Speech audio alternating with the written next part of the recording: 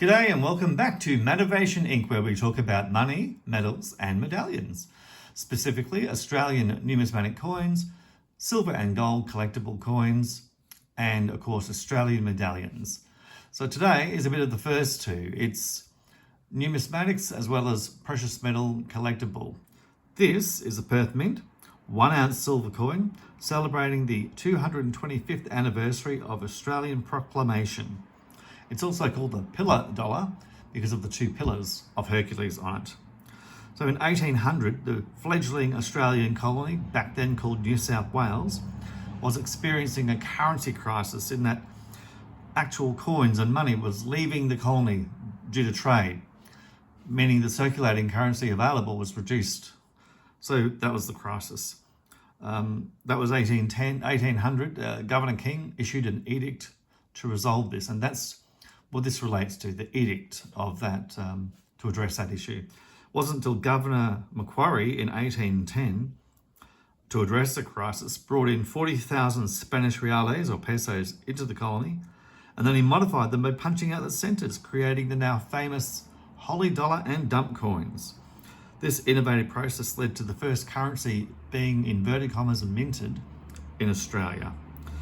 Because the coins were modified in this way, they were only of value inside the colony of New South Wales and not outside. So that obviously mitigated the crisis of them leaving the colony.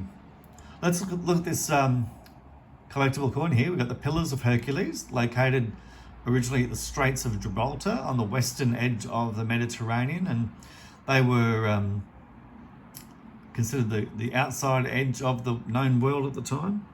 You got the Spanish crown on top there, referencing the Spanish Empire from where the reales came. You got the maps of the Old World and the New World in the middle there. On the top of the coin, you've got Ultrac Unum, which means both are one. And I'm assuming this is a reference to the Holy Dollar and Dump being originally one. There's two banners wrapped around the Pillars of Hercules there, and that says plus ultra, meaning more beyond. Now, on the Pillars of Hercules themselves, it had non plus ultra, meaning nothing beyond, because it was seen as the edge of the world. So this is a counterpoint to that, in that Australia and the Americas, the New World were all beyond the Pillars of Hercules. So that's pretty interesting. It's also suggested that with the banners wrapped around the pillar, that might explain the origin of the dollar sign. So who knows if that's true or not. The MO at the bottom on both sides represents a reference to the Mexican mint, the oldest mint in the world.